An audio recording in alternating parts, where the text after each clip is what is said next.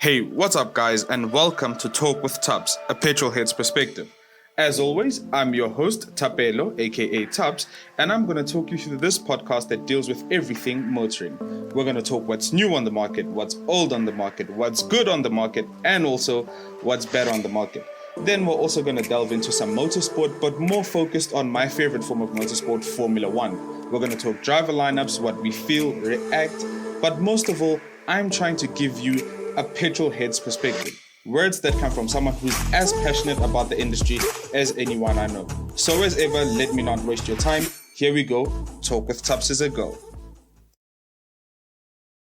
So, we are very deep into the Formula One season this year, and I'm recording this podcast after the Mexican Grand Prix. So, yeah, I'm not going to react to that race because I live in South Africa, so the national power provider decided that all I needed to see was 7 laps of that race. So, yeah, I won't waste your time with that. But we're deep into the season and we've got 4 races to go. But the main thing that stands out is we are currently within another triple header, meaning 3 races on 3 consecutive weekends.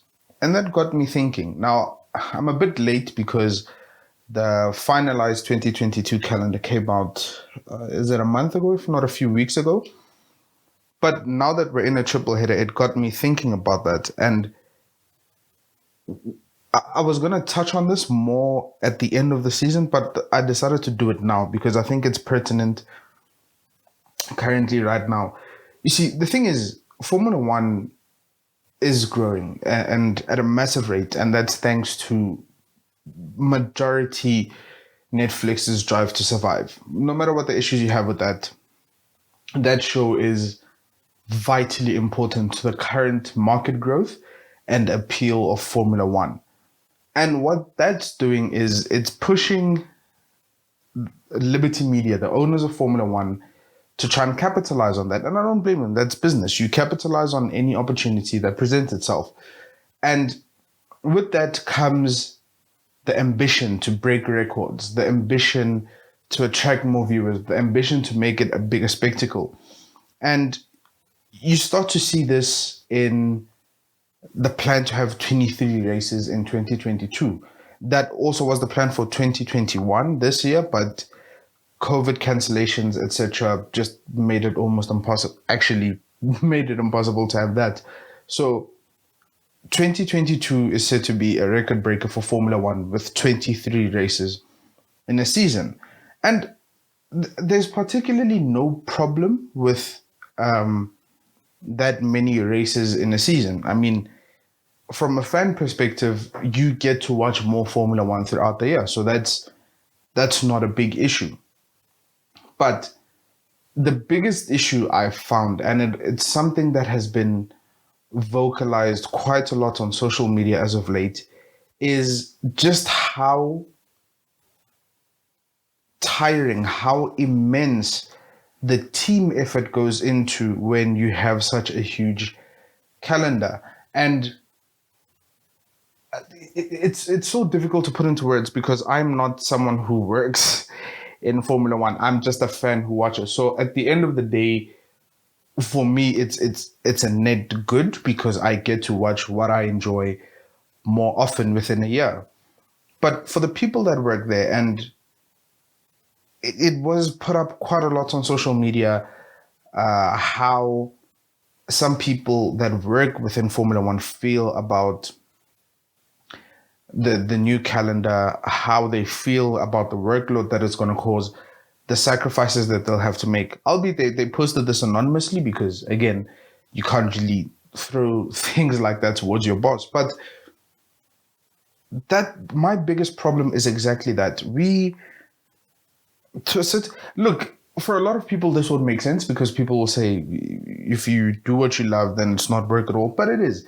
The sacrifices that these guys have to make. And if I remember properly, on the 2022 calendar, there are 3 triple headers, if I'm not mistaken.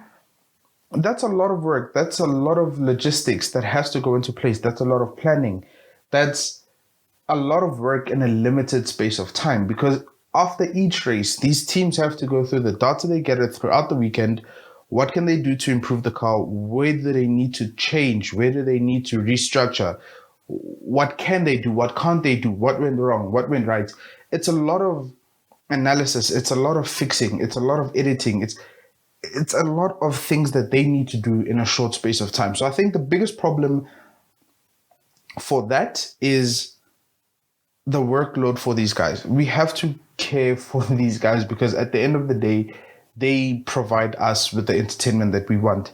And it won't be fun when the team is burned out because they're just working too hard. So that's my biggest problem with the calendar, is the workload for the teams.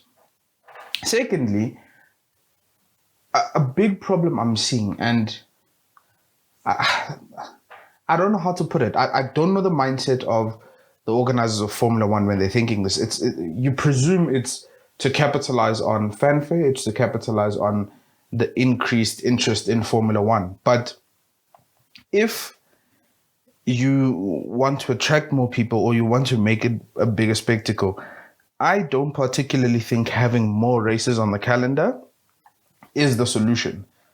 Simply because the biggest problems that people have had with modern Formula One is not the lack of races, it's the lack of racing within a race.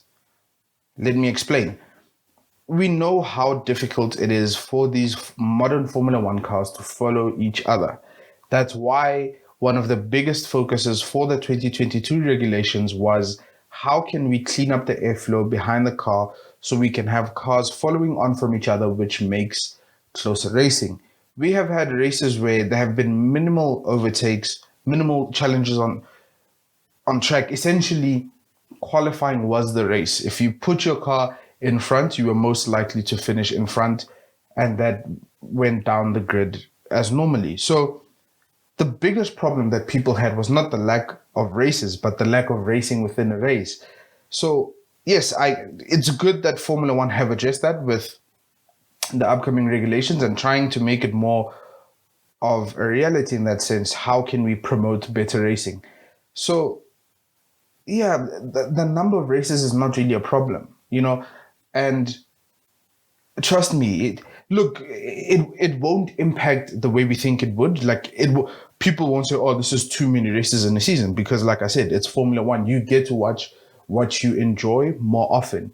But like I'm saying, the one thing we have to fix, or Formula One has to fix, is just the racing aspect. And we'll see. Obviously, it's tough to know now because we haven't seen the new cars dynamically and in a race situation. But that was the problem. It's not the lack of races, it's the lack of racing. So yeah, I think that's the second thing. So yeah, I just thought I'd touch on that because look, I'm excited. I'm excited. It's good. I'll talk about it later on, probably towards the end of the season, on what I actually want to see from Formula One going forward.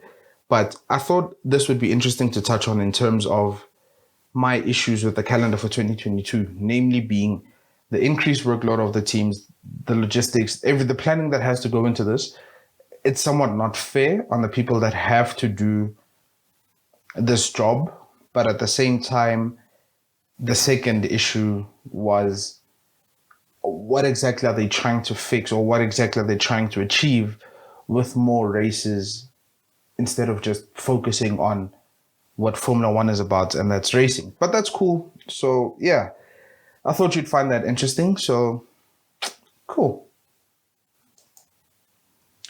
So the main chat for this podcast, and it's something that's caught a lot of hype on social media. We're all on social media. That's where we engage with fellow Formula One fans and fellow racing fans as a whole.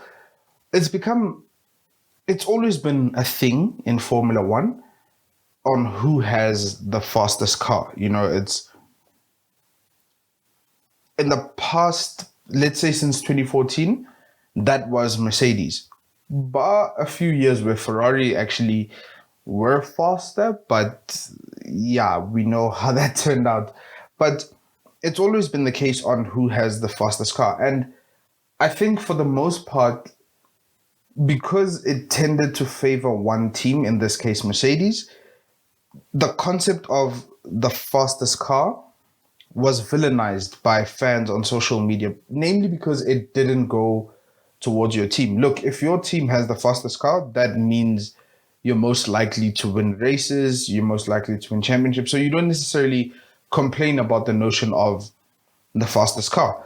If your rival has the fastest car, then you complain about them having the fastest car, about them being overpowered. So you villainize, you demonize the concept of the fastest car. But that's literally the point of racing. It's to have the best machinery possible to put you with the best odds of winning a race, winning a title, winning the team championship. So what's happening this year is Red Bull have found pace, have found speed, have found a better car. And I'll explain why that is. I've done it already, but I'll touch on it again.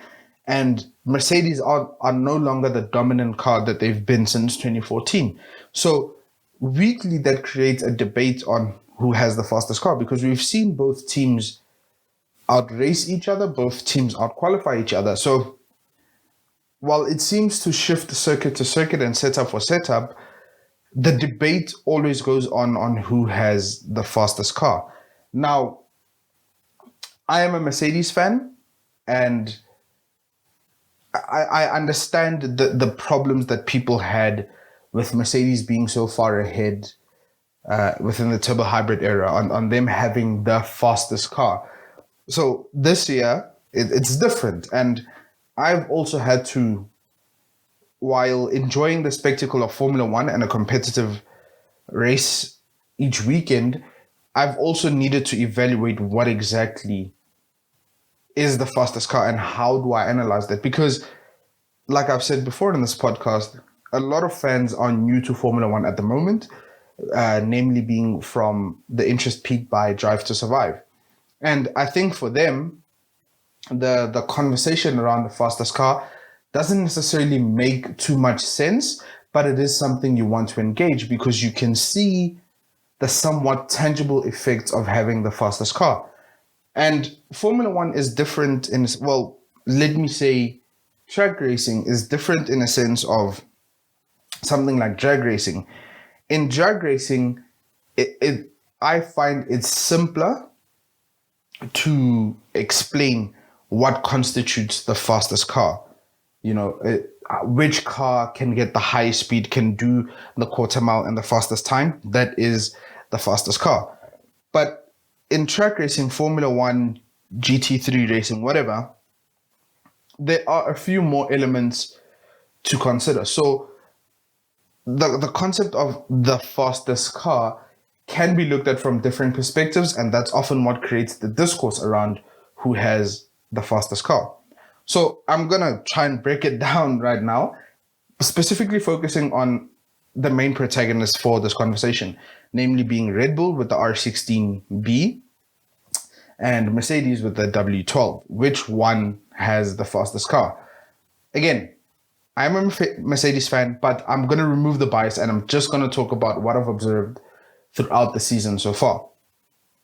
And keep in mind, when we're talking about the fastest car, this is Formula One. So something like 0.2 of a second, 0.3 of a second, while it seems minuscule to someone who's not into racing or someone who's not into Formula One, for a Formula One team, a 0.2 difference to your opposition is huge. That constitutes a faster car. It's a sport of margins, and those margins are critically important. So this is how I broke it down, all right? I'm going to talk about the straight line speed. I'm going to talk about corners. I'm going to talk about inherent car characteristics, and I'm going to talk about setup. Right.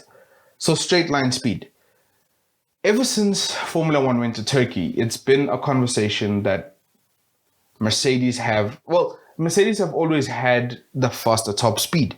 But as we saw from Turkey, when it was shown by Paul de Resta in the Skypad that Mercedes has a collapsible rear suspension which essentially stalls the diffuser, which allows for less drag and a higher top speed on the straights. That became a topic of conversation. By the way, it is legal. I'm not going to touch on that, but that became a thing. So people started saying Mercedes has the fastest car because they had a faster top speed, track dependent again, depending on straight and stuff.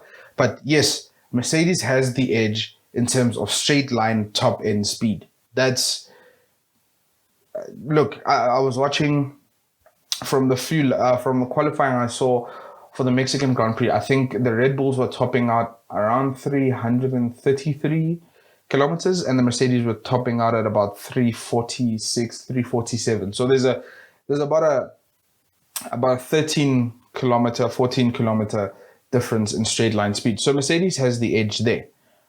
And what directly contributes to top line speed or straight line speed, top end, whatever you want to call it, is the power unit. Now, it's so difficult to get power figures for modern Formula One cars because, yeah, it's a paddock secret, but also because for different tracks, for different circuits, these teams will run different engine maps. So you don't particularly know the total output that they're running per session, per lap, because they change that, right? So, but the power unit plays a role in the top end speed. And Mercedes have always had a strong power unit. Bar the reliability issues of this year, they've always had a comparable and strong power unit. Red Bull have come close, but Mercedes have the edge in terms of straight line speed. Now let's go to the corners. And corners are tricky. Corners are tricky because you have three kinds of corners. You essentially have slow corners where you're in the lower gears, second gear, first gear, and you really want the car to rotate around its own axis it's a slow corner, 80, 90 kilometers, which is not slow, but it's slow for Formula One. Then you have your medium corners, fourth gear, fifth gear, maybe cornering at 160, 170, and you have your really fast corners where you're probably in like the sixth or seventh gear, cornering at around 200 plus kilometers an hour.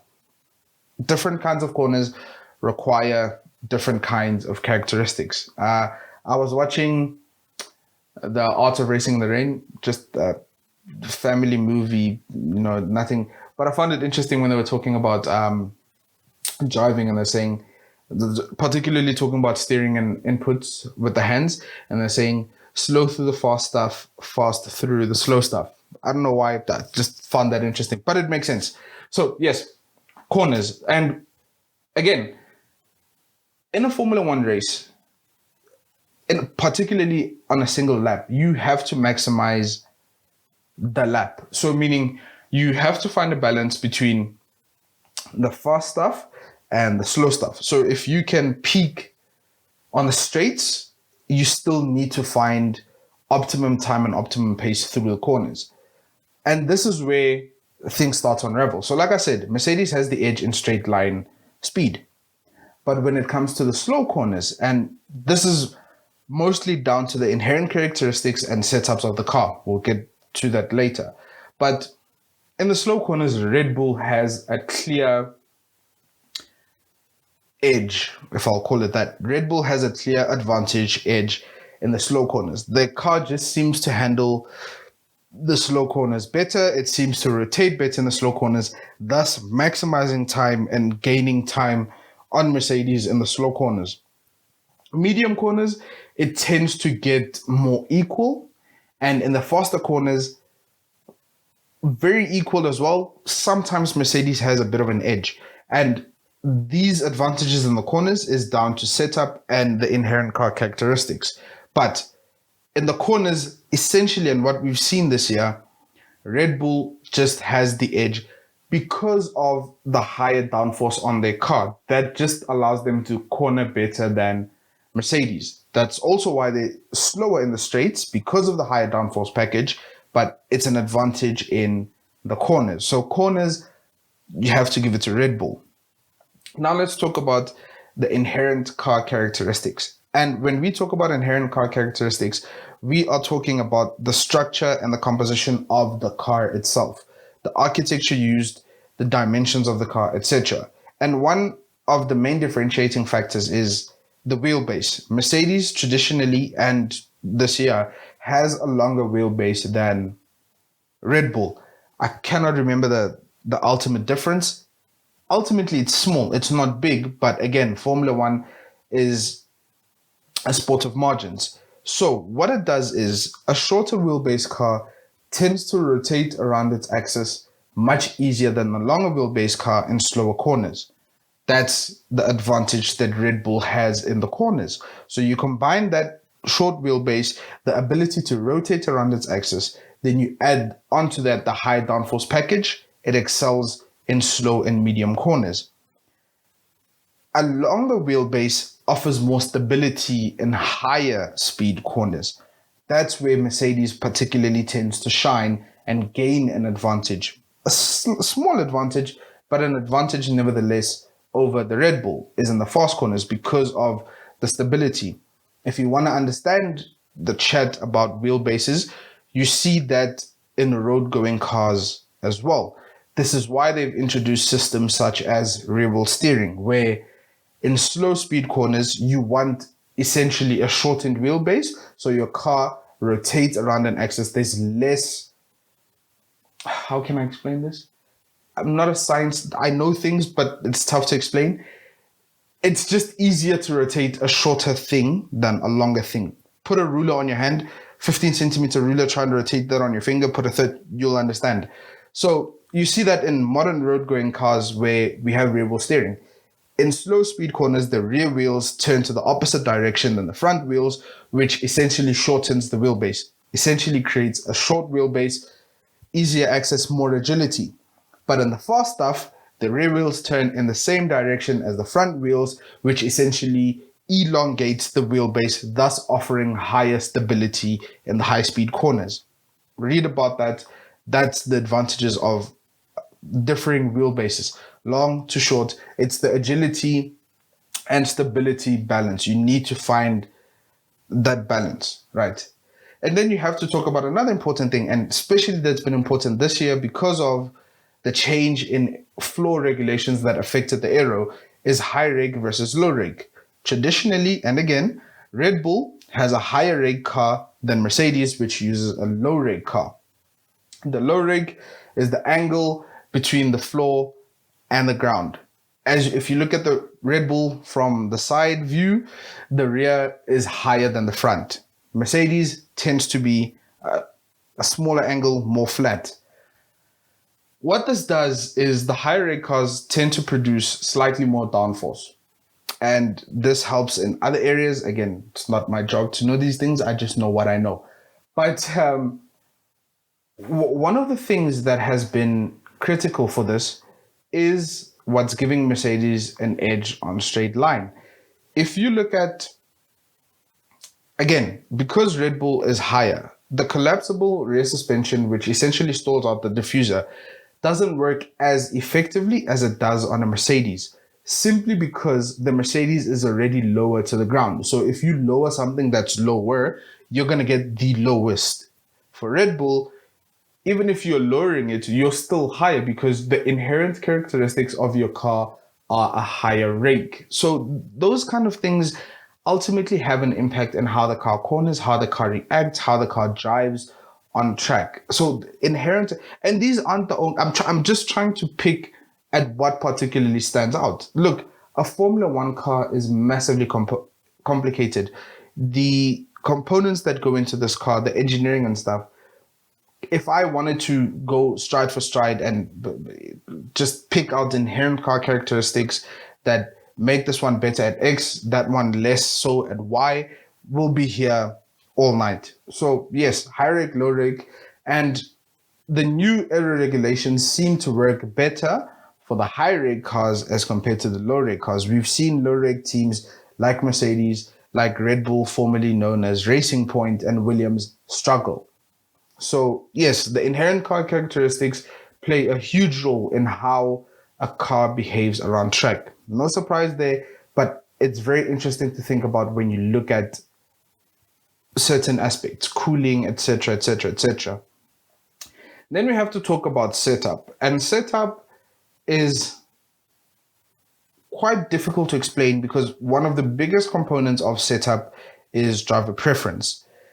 It's been no mistake in Formula One that drivers such as Max Verstappen have a different preference as compared to their teammates. Max Verstappen tends to prefer a car with a loose rear end, a car that tends to oversteer rather than understeer.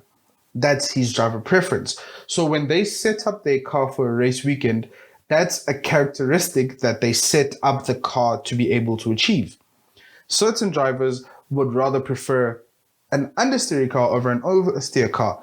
Certain drivers just prefer something that's neutral, and they will try and manipulate the setup to do what they want it to do. So it's very important from a setup perspective how it goes with the driver setup. That's why you will sometimes see a huge disconnect or a huge difference in the lap times between one driver and the other driver within the team. That's down to driver preference and setup.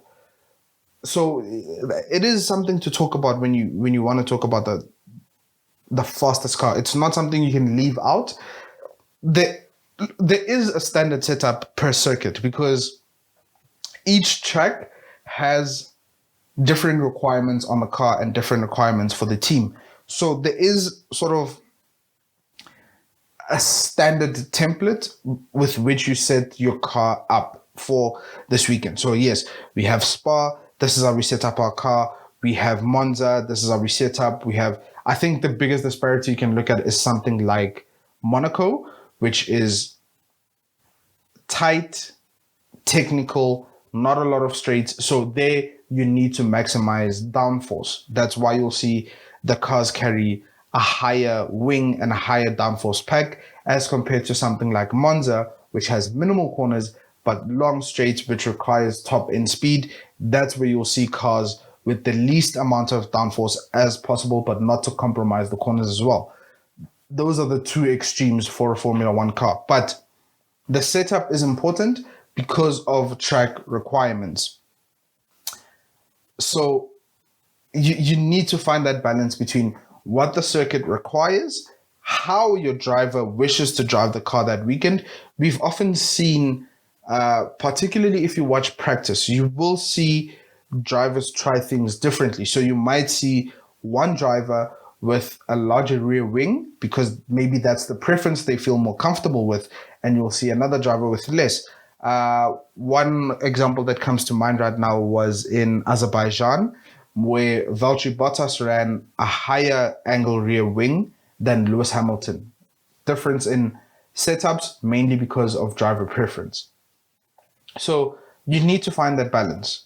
And then we come to the important part about setup, and that's operating window. Now, it's not a clear defined thing, but there is, for every car, for every race car, there is a point where the car seems to be in perfect synergy, where the car works the way you want it to, and that's the operating window.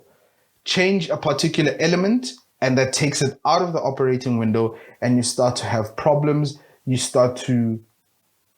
have visible deficiencies. So you'll start to maybe have more oversteer than you're accounted for, or more understeer than you're accounted for. A glaring example of this was in Turkey during practice. Red Bull had a lot of understeer within their car.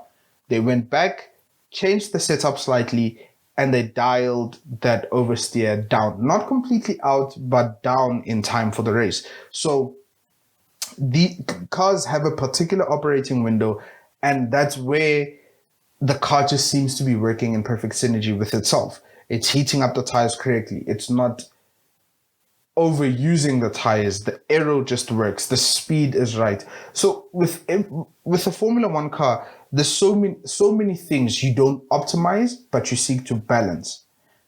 You optimize within a balanced parameter, meaning you have to balance the aero. So you're not losing too much time on the straights, but you're also not losing too much time on the corners. You need to balance that. You need to balance setup to account for the track characteristics, but to also account for driver preferences. But within everything you do, you still need to keep that car in the operating window. And we've heard about cars being called divas or being out of sync with its operating window. This is where the differentiator comes in for this year. Red Bull seems to have a higher or a larger operating window than Mercedes. What this means is that Red Bull has the potential to change much more factors without damaging the inherent performance of the car. It has a larger operating window, whereas a team like Mercedes, who has a lower operating window, when they change certain elements, it puts the car out of sync and thus makes it more difficult to drive. Go back in the season and look at testing at the beginning of the year. I know testing is not a true source of in-season performance, but one thing we saw in testing with the Mercedes was how out of sync the car would be with its operating window, and that if they change certain elements, the car would just oversteer everywhere. So you need to find that operating window, and the more room you have to operate within the operating window, the better it is for a season, because that means while you still maintain the inherent characteristics and inherent performance of the car, you can change more elements depending on track requirements without losing too much time, right? So then how do we compare the cars? Because qualifying and race tend to be different. A car can have a bigger margin in qualifying, but a less margin in race. And that's because of ambient factors that you can't control: track temperature, wind speed, ambient temperature in the air. Those things have an effect on cars, high fuel, low fuel, engine modes, etc., etc. So how do we directly compare these cars? Ultimately, it's very different. It's very difficult, actually, to compare cars like for like. But one of the easiest ways to compare is performance in qualifying, the margins that these cars tend to have in qualifying, because qualifying is as close a representation as we'll get, because cars run in similar conditions, but with also similar setups, in the sense that you are trying to maximize your engine output. You are trying to go the fastest you can and with the lowest fuel as possible, not to lose time by carrying more weight. So qualifying tends to be the best barometer to test for ultimately the fastest car. And within saying that, it's easy to come to the conclusion that Red Bull has the fastest car this year. It has the most pole positions, and essentially it has the most wins. So in my opinion, Red Bull has the fastest car for the 2021 season. Again, I don't want to die, so I'm going to put a caveat on this. When I say the fastest car, I'm literally not saying it's overpowered to a point where the Mercedes is not a comparable or a competition car, because given the changes in setup and such, the cars can compete together. But the Red Bull has the fastest car because of the inherent characteristics of the car and the larger operating window, which allows them more leeway to change the setup and dial out things they don't want and maximize things that they do. So yes, I think that is as clear as I can put the faster car debate to bed.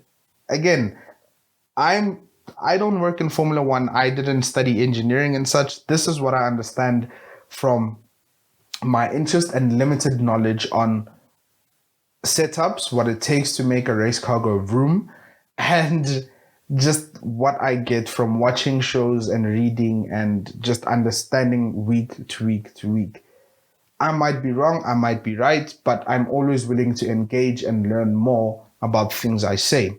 So yes, and that's the podcast for this week. Again, guys, thank you so much for the support. I really appreciate it.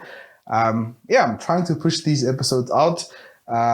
I do sometimes feature on Vision View Sports Radio Fridays and Mondays to talk about Formula One. Just check my social media for weekends that I'm actually on. I do post links when I'm going to go on. I think I'm gonna work on an article again for Driver Mod. I'm thinking about writing something that should be out maybe within the next week or so. I'm not too sure. But as always, thank you. Check my social media, Twitter at tabs_Miriotle, THAPZ_MEREOHLE. Thank you so much for tuning in. See you guys after the Brazilian Grand Prix. Don't forget it's a sprint weekend, so format has changed. Thank you so much.